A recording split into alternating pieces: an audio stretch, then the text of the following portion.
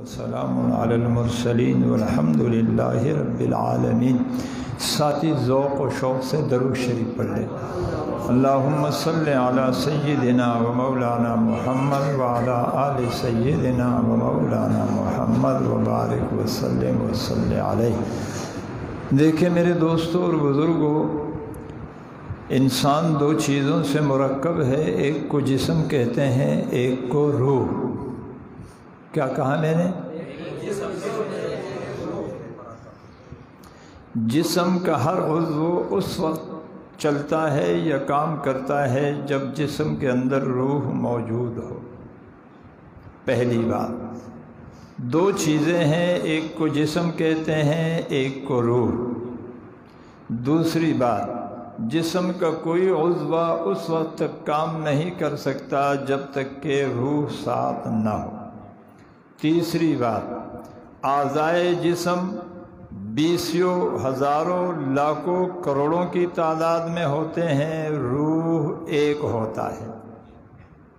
بات سمجھ رہے ہو؟ روح جسم دونوں، جسم چلتا ہے روح سے، اعضائے جسمانی بیسیوں اور روح ایک۔ بالکل خلاصہ کر رہا ہوں۔ یہ جو آیت میں نے پڑھی سورہ آل عمران کی 31 نمبر آیت ہے، تیسرا پارہ ہے، اس میں بھی اللہ تبارک و تعالیٰ ایک حقیقت سے پردہ اٹھا رہے ہیں کہ میرے بندو، جس طرح تمہارے جسم کے اعضاء 360 تو صرف جوڑ ہے، بولو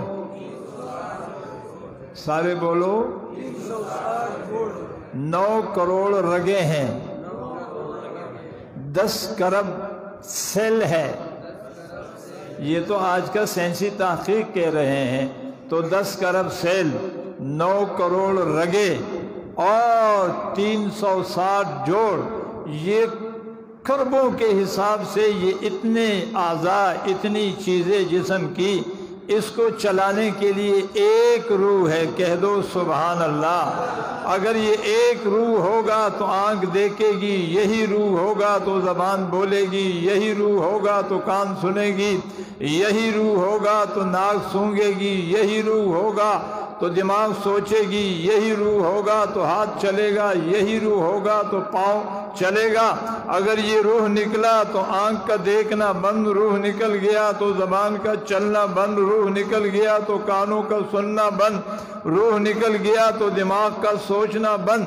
اسی ایک حقیقت سے اس آیت میں اللہ پردہ اٹھا رہے ہیں، میرے بندو، اعمال تمہارے بیسیوں ہیں، نماز ایک عمل ہے، قیام ایک عمل ہے، رکوع ایک عمل ہے، سجدہ دوسرا عمل ہے، قاعدہ تیسرا عمل ہے، دعا چوتھا عمل ہے، چلہ پانچواں عمل ہے، حج چھٹا عمل ہے، اور عمرہ ساتواں عمل ہے، قربانی اور عمل ہے، زکوٰۃ اور عمل ہے، بیسیوں اعمال ہے۔ جس طرح جسم انسانی کے مختلف اعضاء کی بقا اور اس کے چلاؤ کا دار و مدار روح کے ساتھ منسلک ہے، فرمایا تمہارے سارے اعمال کی بقا اور ان کا چلاؤ رب العالمین نے پیغمبر کونین صلی اللہ علیہ وسلم کے محبت کے ساتھ جوڑا ہے۔ اگر یہ روح محمدی صلی اللہ علیہ وسلم کے ساتھ میرا روح جڑا ہوا ہوگا، اگر میرے روح کو مصطفی کونین کی محبت کا کرنٹ ملتا رہے گا، اس محبت کی برکت سے میری نماز نماز ہوگی، میرا روزہ روزہ ہوگا، میرا ذکر ذکر ہوگا۔ یہاں روح نکل گئی، اعضاء ٹپ پڑ گئے، وہاں پیغمبر کی محبت نکل گئی، اعمال برباد ہو گئے۔ یہ حقیقت، اس حقیقت سے اللہ تبارک و تعالیٰ پردہ اٹھا رہے ہیں۔ اور ایک اشارہ یہ بھی ہے، جس طرح یہاں اعضاء بیسیوں ہے، روح ایک ہے، وہاں اعمال کروڑوں ہے، روح ایک ہے۔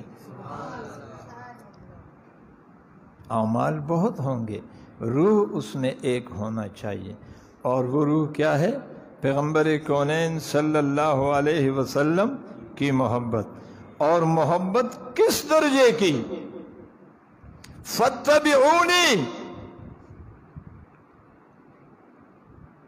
کیا زبردست فرمایا کہ ان کنتم تحبون اللہ، تم یہ دعویٰ کرتے ہو کہ اللہ سے محبت کرتے ہیں.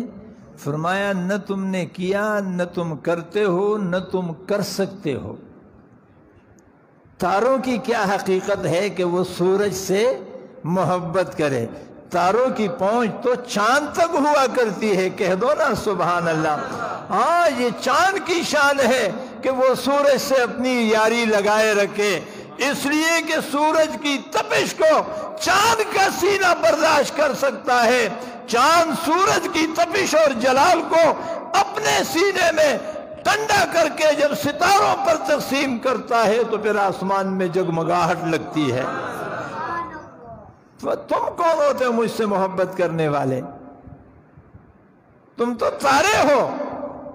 میرا جلال، میرے جلال کو ٹھنڈا کرنے کے لیے ایک سینہ ہے جسے مصطفیٰ کہتے ہیں. جب میرا جلال میرے محبوب کے سینے میں ڈل جاتا ہے، محبوب کے جمال سے وہ ٹھنڈا ہو جاتا ہے. جلال سینے مصطفیٰ میں آ کے جمال بن گیا تو آواز آتی ہے وما ارسلناک الا رحمتا للعالمین. یہ وہ رحمت للعالمین ہے. جلال تھا، جمال میں بدل گیا. اب جمال چاند تک پہنچ گیا. اب فرمایا اصحابی کن نجوم، اب ستاروں کا نمبر آیا. اب سمجھ گئے؟ اب ستاروں کا نمبر آیا. دوسری بات، پہلی بات جسم کے ہر عضو کے لیے روح ضروری ہے، میرے ہر عمل کے لیے مصطفیٰ کی محبت ضروری ہے. دوسری بات، میں اللہ سے محبت کرتا ہوں، میں نے نہ کیا ہے، نہ کرتا ہوں، نہ کر سکتا ہوں. کیسے کروں؟ میری پہنچ نہیں ہے.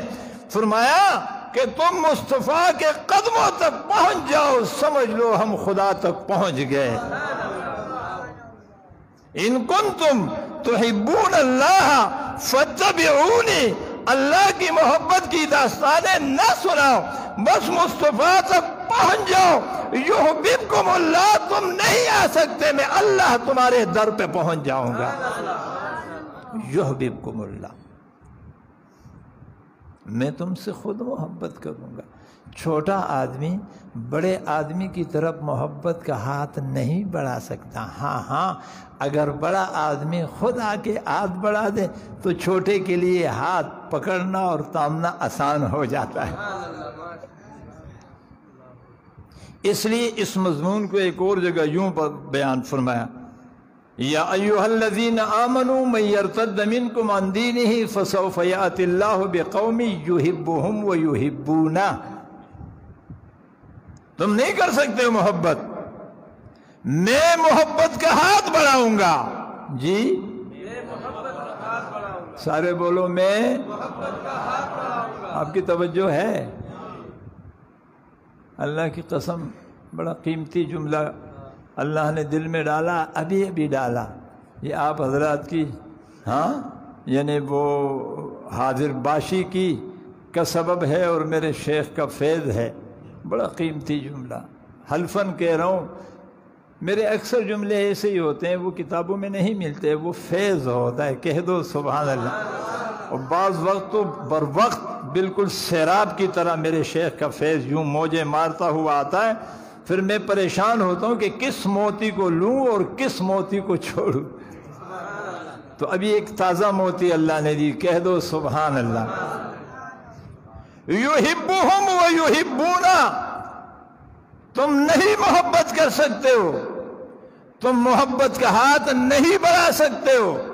اس لیے میں نے فرمایا یحبہم، میں محبت کا ہاتھ بڑھا رہا ہوں. ویحبونا، اب تم میرا ہاتھ تام لو.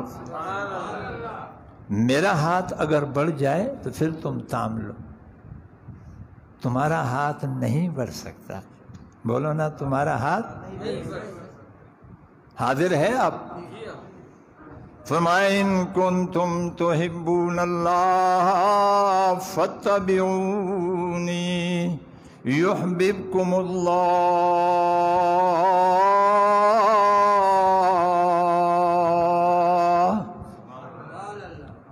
تم میرے تک نہیں پہنچ سکتے ہو، ہاں اگر میرے محبت کا ہاتھ بڑھ جائے تو پھر فوراً سے پہلے تام لو۔ اللہ محبت کا ہاتھ نظر نہیں آتا، کہہ دو نا سبحان اللہ۔ اللہ محبت کا ہاتھ نظر نہیں آتا، بولو نا اللہ محبت کا ہاتھ نظر نہیں آتا۔ فرمایا کیا تم نے قرآن کے سینے میں نہیں پڑھا ید اللہ فوق ایدیہم، تم میرے مصطفیٰ کا ہاتھ تام لو، اس لیے کہ مصطفیٰ کے ہاتھ پر مصطفیٰ کے رب کا ہاتھ پڑا ہوا ہے۔ یہ پردہ اٹھ رہا ہے، فاتبعونی، اس چکر میں نہ پڑھو، فاتبعونی، میری اتباع اختیار کرو، مجھ تک پہنچ جاؤ اور میرے ساتھ ایسی محبت کرو۔ احبا، محبت دو وجہ سے، اکثر بہت ساری وجہ سے ہوتی ہے، اس میں دو وجہ جو ابھی میرے ذہن میں اللہ پاک نے ڈالی۔ کسی سے محبت ہوتی ہے نا تو اس میں دو چیزیں یہ ضرور شامل ہوتی ہے۔ پہلی چیز، اس آدمی کو دیکھا بالا ہوتا ہے، اس کے ساتھ قربت ہوتی ہے، اور دوسری وجہ اس میں کوئی کمال ہوتا ہے، مثال کے طور پر حسن۔ تو ہم نے تو پیغمبر کونین صلی اللہ علیہ وسلم کو دیکھا بالا بھی نہیں ظاہراً اور حسن بھی نہیں دیکھا، کہہ دو سبحان اللہ۔ تو ہمارے قریب تو نہیں ہے، تو قرآن نے یہ مسئلہ حل کر دیا۔ النبی اولا بالمؤمنین من انفسہم، میرا نبی تمہیں تمہارے نفسوں سے بھی زیادہ قریب ہے۔ قربت تو اتنی ہو گئی، اتنے قریب ہے، تو اس کے ساتھ محبت کرو۔ کیسی محبت کرے؟ فرمایا احبا الیہ من والدہ وولدہ والناس اجمعین۔ یہ حدیث کھولنے لگا ہوں، آپ توجہ چاہتا ہوں بالخصوص علماء کرام کی۔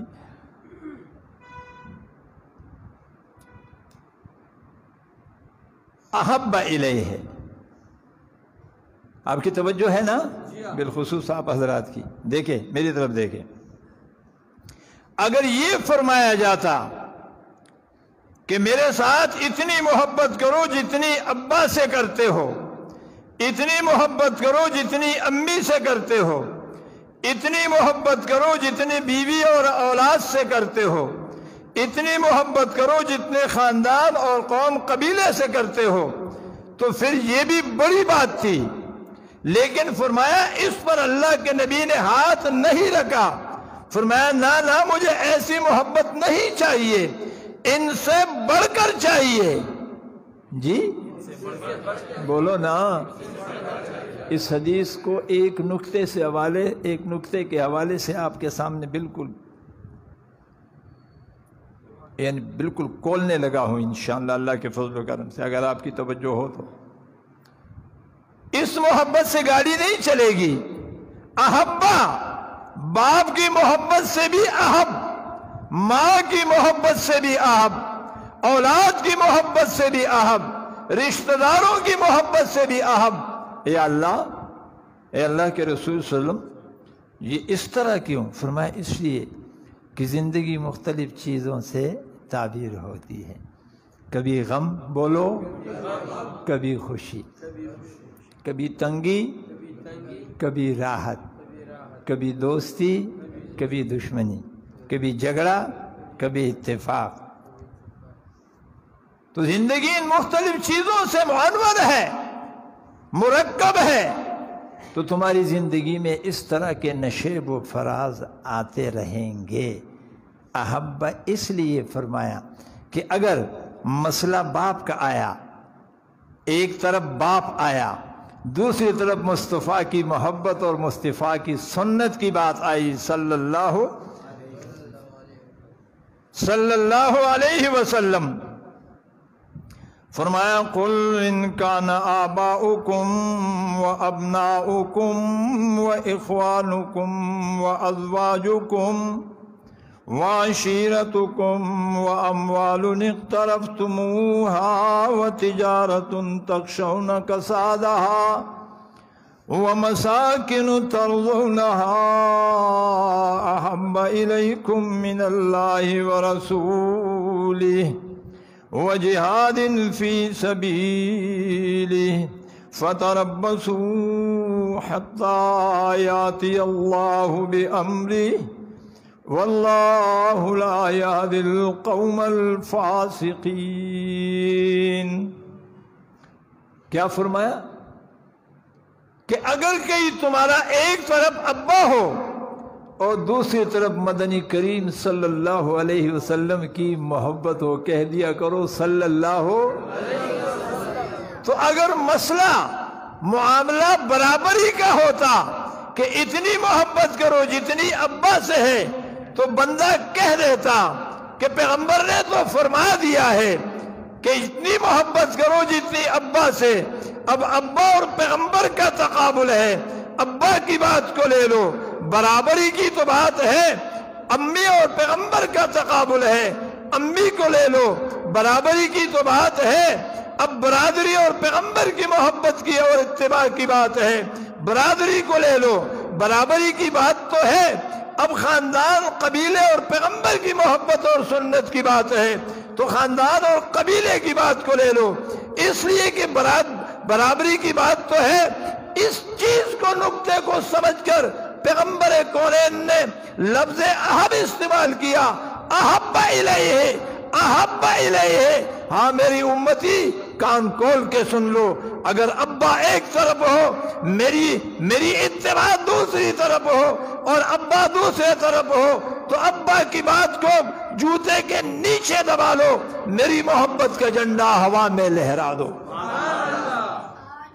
ایک طرف امی کی بات ہے، ایک طرف پیغمبر کی اتباع کی بات ہے، ایک طرف رسم و رواج کی بات ہے، ایک طرف نبی کی سنت کی بات ہے، ایک طرف قوم قبیلے کی بات ہے، ایک طرف پیغمبر کی محبت کی بات ہے.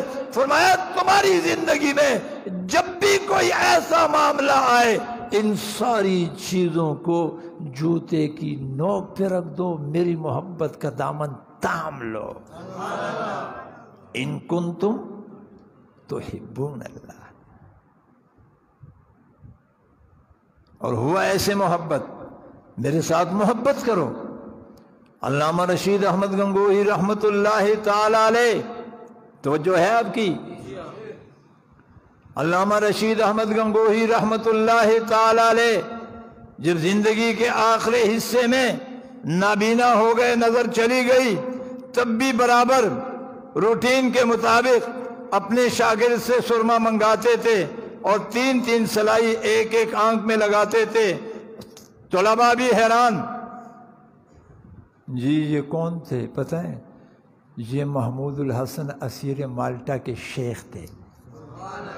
جی بولو نا، محمود الحسن، یہ بانی تبلیغ مولانا محمد الیاس کے شیخ تھے رحمت اللہ تعالی. تو طلباء نے پوچھا حضرت بینائی تو چلی گئی، اب سرما اچھی مارے. فرمانے لگے میں سرما بینائی کے لوٹانے کے لیے نہیں، مصطفیٰ کی محبت میں لگاتا ہوں. جی شیخ العرب والعجم حضرت مولانا حسین احمد مدنی رحمہ اللہ دارالعلوم دیوبند بخاری کا درس دینے کے لیے روزانہ کا معمول تھا، آتے جاتے تھے. فرمایا ایک دن چلتے چلتے اچانک باغیچے کے وسط میں رک گئے اور دائیں بائیں دیکھنے لگے. طلباء جمع ہو گئے، توجہ چاہتا ہوں. طلباء جمع ہو گئے، پوچھنے لگے حضرت خیریت ہے؟ کہاں مالی کہاں ہے؟ مالی کو بلاؤ. مالی کو بلایا گیا اور مالی کو بلانے کے بعد فرمایا کہ میری چاہت ہے اس باغیچے میں کیکر کا ایک درخت لگا دو۔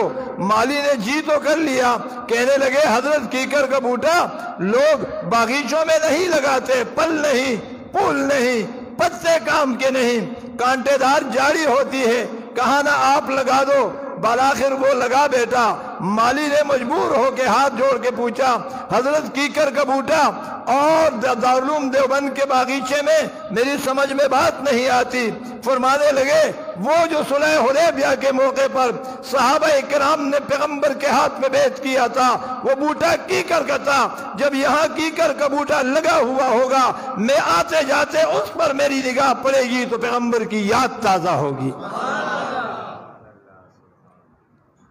جی میرے دوستو، ان کنتم بولو ان کنتم تحبون اللہ، تو اگر تم نے محبت کر لیا، تم نے محبت میرے محبوب سے کر لیا، فاتبعونی، یہ تو تمہارا دعویٰ ہے، فرما دیجئے اگر تم اللہ سے محبت کرنا چاہتے ہو، تم نے کیا نہیں ہے، سمجھ رہے ہو نا بات کو، اشارہ سمجھ رہے ہو، تم نے کیا، اگر تم اللہ سے محبت کرنا چاہتے ہو، کیا نہیں ہے، کر بھی نہیں سکتے، تمہارے بس کا روک بھی نہیں ہے، جی فتبعونی، جی نہ وہاں نہ جاؤ، میرے پاس آ جاؤ، مجھ سے محبت کرنے لگو۔ جو تم میری سنت کا اتباع شروع کر لو گے، یحببکم اللہ، تمہیں جانے کی ضرورت نہیں، اللہ خود محبت فرمانا شروع کر دیں گے۔ آخری واقعہ ہے، کبھی یاد آیا سناتا ہوں، بات بس کرتا ہوں۔ ابراہیم ابن ادہم رحمہ اللہ ایک مرتبہ خواب دیکھتے ہیں، خواب میں دیکھا کہ ایک روشن کمرہ ہے، اس میں فرشتے قلم اور رجسٹر ہاتھ میں ہیں، کچھ لکھ رہے ہیں۔ پوچھا ابراہیم ابن ادہم رحمہ اللہ نے کہ فرشتوں کیا لکھ رہے ہو؟ کہا ان لوگوں کے نام لکھ رہے ہیں جو اللہ سے محبت کرتے ہیں۔ جی تو کہا میرا نام ہے اس میں؟ انہوں نے ایک نظر دوڑائی، کہا نہیں آپ کا نام نہیں ہے، آپ کا نام؟ کہا اچھا تو پھر ایسا کرو میرا نام اس میں لکھو جو ان لوگوں سے محبت کرتے ہیں۔ انہوں نے کہا خود سے نہیں لکھ سکتے، پوچھیں گے اس کے بعد لکھیں گے۔ اگلی رات پھر خواب دیکھتے ہیں، پھر فرشتے ایک روشن کمرے میں رجسٹر قلم ہاتھ میں اور پھر کچھ لکھ رہے ہیں۔ ابن ادہم نے پوچھا کیا لکھ رہے ہو؟ کہا کل وہ نام لکھ رہے تھے جو اللہ سے محبت کرتے ہیں، آج ان ناموں کو لکھا جا رہا ہے جن سے اللہ خود محبت کرتے ہیں۔ پوچھا میرا نام ہے؟ کہنے لگا سر پیرس آپ کا نام ہے۔ فرشتوں سے پوچھا وجہ کیا ہے؟ فرمایا یہ میرے محبوبوں سے میرے لیے محبت کرتا ہے، پھر میں اللہ کیوں نہ اس سے محبت کروں۔ ان کنتم تحبون اللہ فاتبعونی، اگر تم میرے محبوب سے میرے لیے محبت شروع کر دو گے، یحببکم اللہ، پھر میں تم سے محبت کرنا شروع کر دوں گا۔